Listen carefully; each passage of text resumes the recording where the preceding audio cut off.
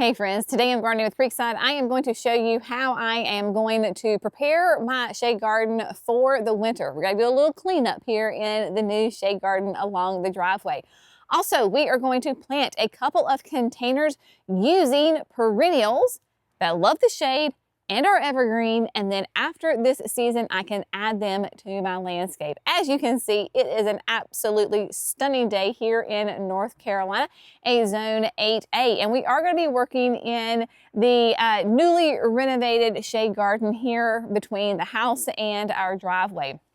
Got a little bit of cleanup that we need to do, and as I always figure, if there's something going on in my garden, odds are there's going on in your garden as well. So we're going to have a little bit of a classroom session on how to handle your shade garden. What are we going to prune? What are we not going to touch? What are we going to leave alone? And then what do we need to do for the rest of the season? And then I have got a lovely collection of those shade-loving evergreen perennials that we're going to make some containers out of. So let's first start with the plants, the evergreen shade perennials that we're going to do in containers. Give you a little rundown of the plants that we're going to use and the spaces that we're going to put them in. So I do have them all collected with all of my supplies here right along the edge of the driveway. We have got two Cairexes. They're the exact same. Ribbon Falls is a beautiful Carex. It is a solid green. It loves the shade like our Cairexes do. It has that nice weeping habit. So we're going to put one of each in the urns on each side of our garage. Last year I did heucheras in those containers and they did fantastic. Because we are in the shade, and I am in North Carolina, and in my sunny areas, I can do my pansies and my violas and my kales, cabbages, those kinds of things. In the shade, no bueno, does not work. It gets too much shade, and so those poor little plants, they just wither and die away. So that's why I'm using shade-loving evergreen perennials to put in here. So Ribbon Falls goes in the two urns. We're keeping it simple, sweetie. That's right. And then we have the hay rack that is along right here, our big window outside of our kitchen. And so we are going to do a collection. We're going to repeat some things that we already have in the flower bed. So I've got two ascot rainbows. Love this euphorbia. You can see that I also have it in the landscape right here. So we're going to use it in the hay rack, along with a nice dark heuchera. This is cherry cola, and I have other heucheras in containers in this space, so we're going to kind of repeat that theme. Cherry cola has a beautiful, like you can see the one on the far left where it has all that new foliage, that really kind of that bright red. This is going to be hardy in zones 4 to 9, sun to part shade, and, you know, you can use it in a variety of ways. Heucheras work really well for me in containers. And then we have got 4 quarts of ajuga. So this ajuga, this is one of the Feathered Friends series, and this is the Fancy Finch. Now, the great thing about this ajuga is it can do sun or shade. It gives me a whole different kind of texture, leaf texture, shape on it. Has some greens, got some red in there, so it will pick up all the colors for both the heuchera and the ascot rainbow. So that is going to go in here. Now, what we're going to do is first, I'm just going to walk you through as I do it, how I'm going to maintain this flower bed. So we're going to hit the perennials that I need to touch, and then we're going to go through a list of the do not touch perennials and shrubs. Okay, my friends, so first up on the list, hostas. Hostas are a completely deciduous perennial. That means that when you have frost and freezes, it is going to completely kill all of the foliage. So it looks like that there is nothing there in the winter once we get it all cleaned up. So these plants will essentially disappear, be gone for the winter. Does that mean they're dead? Absolutely not. Hostas are notoriously cold hardy, very tough plants, and one of a gardener's absolute favorite plants to have in their garden, especially if you have more shadier areas in the south. I used to say that you could not grow a hosta in full sun, and then I traveled a little bit and I realized that not everybody has the climate as I do here in North Carolina, and there are plenty of people that can grow hostas out in the full sun. For those of you that can do that, oh, how I envy you. But I digress. All right. We have two different examples of what the hostas look like. Now, we have had a hard freeze. Last week, we got down to 25 or 26 degrees when that cold front came through and like took out through like the Midwest, all the way up from like Chicago, all the way down to Alabama. And so we've had that hard freeze, and you can see that. So this hosta here is completely brown. Like it is toasty. When they get to this stage, and I've not tried this yet, typically you can just grab it and a lot of that foliage will just pull straight off. So I've got my tub over here, so we're just gonna throw that in there. So if you wait long enough, they will turn completely brown, and you can just gently pull off that foliage and it will come right off. However, this one in front of me still has a bit of green to it. It does not have to turn completely brown and be completely loose for you to clean up those hostas. All you're going to do is simply go down straight to the ground as low as you can go with your clippers and cut off that foliage. If you want to wait until it turns completely brown and then do it, absolutely, you can do that. You are kind of, quote, the master of your own garden.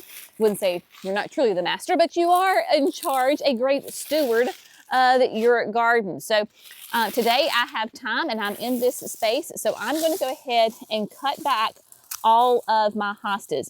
It does not hurt the plant to do this at all. It is already beginning to go dormant, and so you can safely come in here and just cut it back. And there you go. So with your hostas, you need to go ahead and get them cleaned up. You can do it when they're a little melty, or you can wait until they're completely brown, but that's what we're going to do. So all the hostas in this bed are going to get cut back or cleaned up. All right, my friends, so all of the hostas have been pruned back. Next up is ferns. So there are basically two different types of categories of ferns. You have your ferns that are going to be like your hostas that are going to die completely back after every frost or freeze. So essentially they are going to disappear for the winter and not be here. They are, you just don't see them. So that you have that category. Then you have the category like the holly fern right here. We do have evergreen ferns. So we're going to treat these two different ways.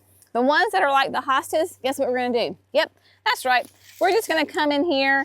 This one is a little one because when Mimi and I were in here and we were transplanting, I did go ahead and cut it back. So there's not a whole lot of foliage on this one, but whatever foliage is there, we're going to cut it back. You're going to know if it's an evergreen or a deciduous one, essentially, right?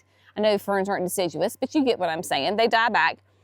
When you have that first freeze and it looks really brown. Clearly, the holly fern over here is still nice and green and vigorous. Does it have some brown spots on it? It does, because some of those leaves were new leaves, tender foliage, and so they got fried with those cold temperatures. So your evergreens that are like off the top of my head are the holly ferns, your autumn ferns, an arborvitae fern. Those kinds of ferns, we're going to leave them completely alone. We're not going to do anything with those guys until the late winter, early spring, because what's going to happen is all of this foliage is going to start to lay down. By that time, it's looking a little ratty. Well, it's looking a lot ratty, let's just be honest. So it starts to lay down as all of the new growth, those new fronds come up. At that point, then you can cut out all of the yucky, nasty foliage and make room for all of the beautiful foliage. So there you go with your ferns. Also, as a side note, for your ferns, like maybe it's a lady fern or a Japanese painted fern, those are going to be ones that are completely herbaceous and going to die back. If you're in the South like I am, and you have a very long growing season, and by August, your ferns are looking sad and tired, maybe they're getting some turning black, they just look terrible.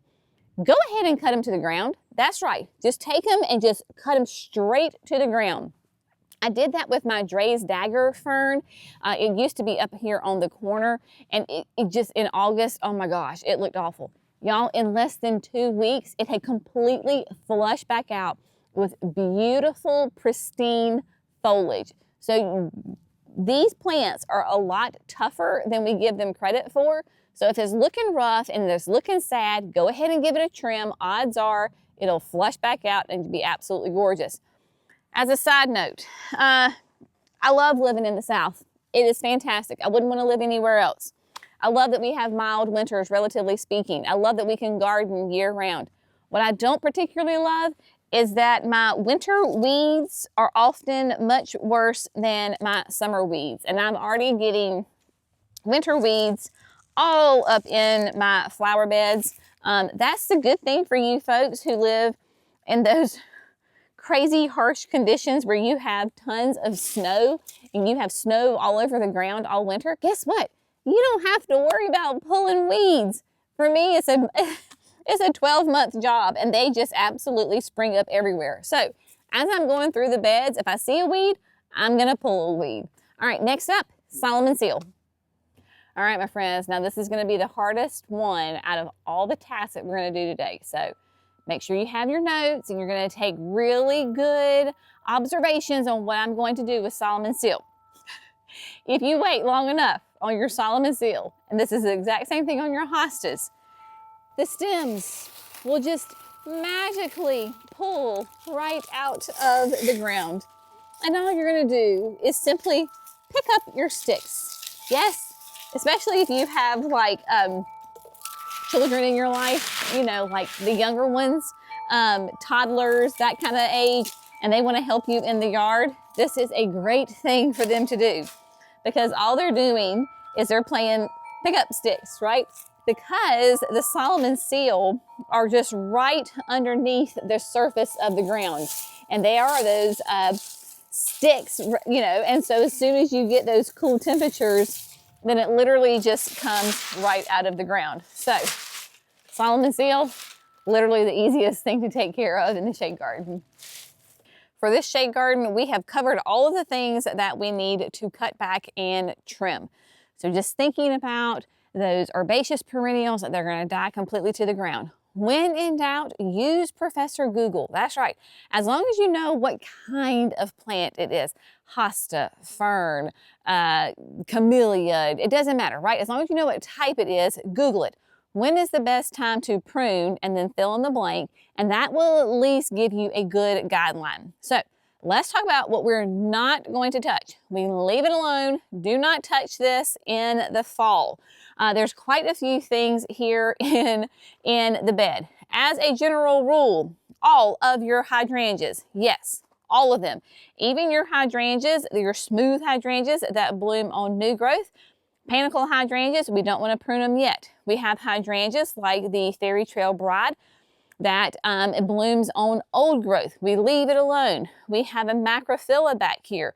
Leave it alone. So everybody repeat after me. Your hydrangeas, do not prune them in the fall. If you want to get more information about hydrangeas, we have a great video that we did several years ago, kind of a hydrangea 101 on what the different types and when to prune them. But just keep in the back of your brain, leave your hydrangeas alone in the fall. Yes, they're going to lose all of their leaves. Do they look terrible right now? Yes, absolutely they do, because they're brown and crispy and they look yucky. Any of your evergreen shrubs. So for example, the paisley pup, this is a dog hobble, a leucothe, so you can leave it alone.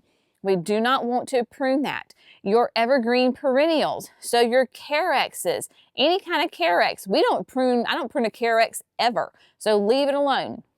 The Ascot rainbow euphorbia, we're going to leave that alone.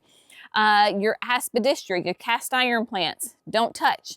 General rule speaking, the trees, we don't prune our trees in the fall. So whether it's like the dwarf Colorado blue spruce or a Japanese maple, no touch. This should be music to your ears because you don't have to do anything, which is, we love that. And then camellias. Please, please, please do not touch your camellias in the fall, because if you do, you're going to cut off all of your beautiful flower buds. This is White by the Gate. She is a japonica. She is an early achiever. She should not be blooming right now, but she is. She is very happy.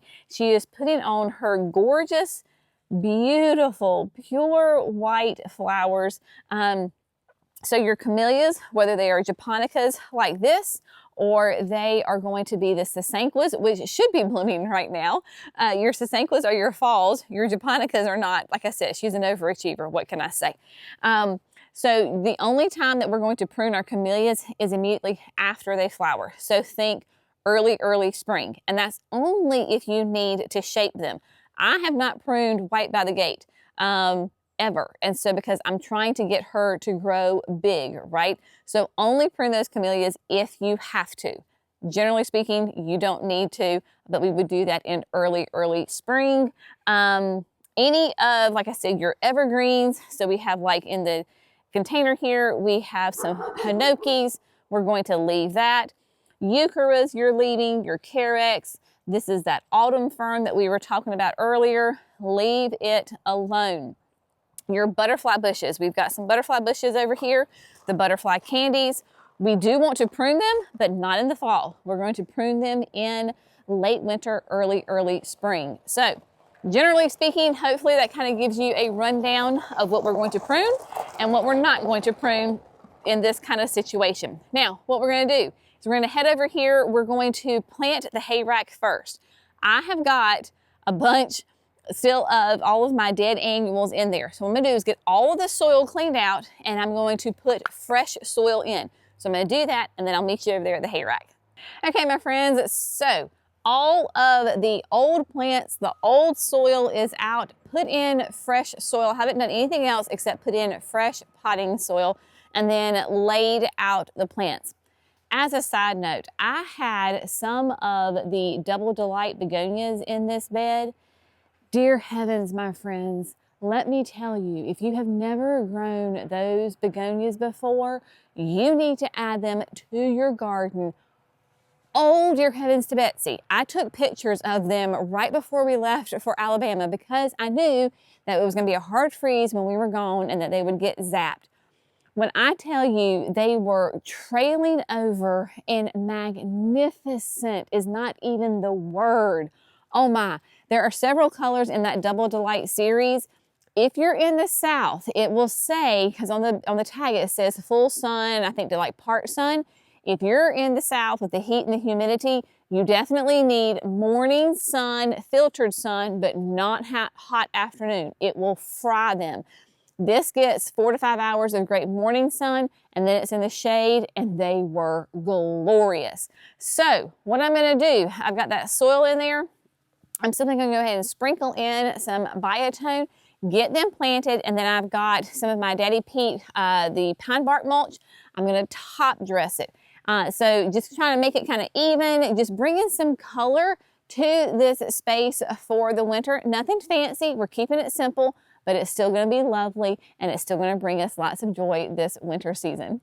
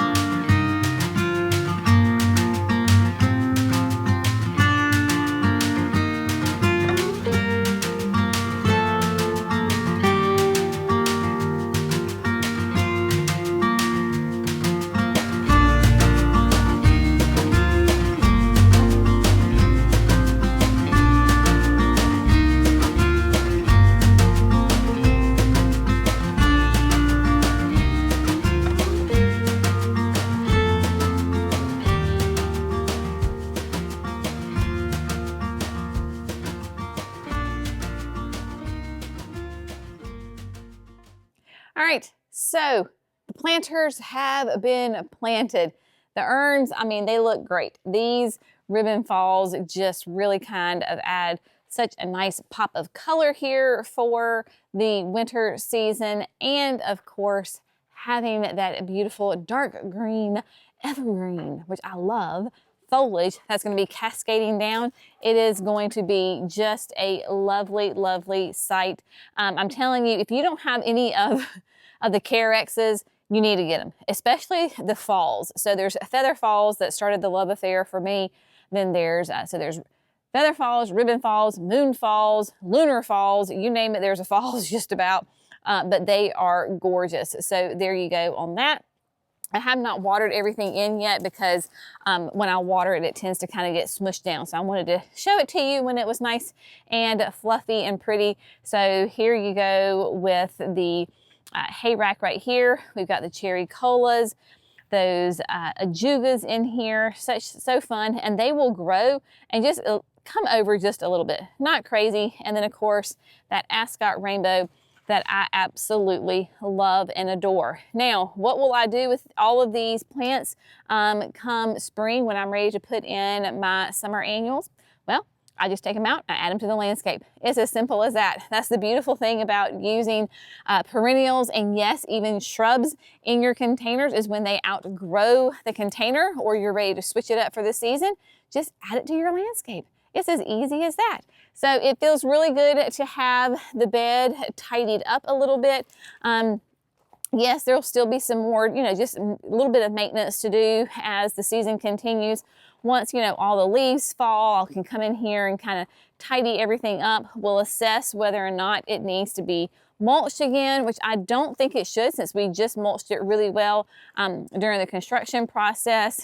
But yeah, there we go. It is all looking lovely. Don't you love how these are the lunar falls, how they just absolutely pop. They just look like pure white here in the flower bed. So next on the to-do list is the front porch because yes, my summer annuals are still in my hanging baskets. Yes, those were begonias. Yes, they got fried. Yeah, they look terrible. Keeping it real for you, y'all. And then I'm just trying to make you feel better about yourself. And then there's mums up here that are yucky, but that's another day. It's another project. We're not going to worry about the day. We're going to focus on the work we did get done today, which feels really good. So I'm going to get these containers watered in and then it's supper time. As always, we hope you all have found this fun, informative, and inspirational. If you have, we would love it if you would like and subscribe to Gardening with Creekside.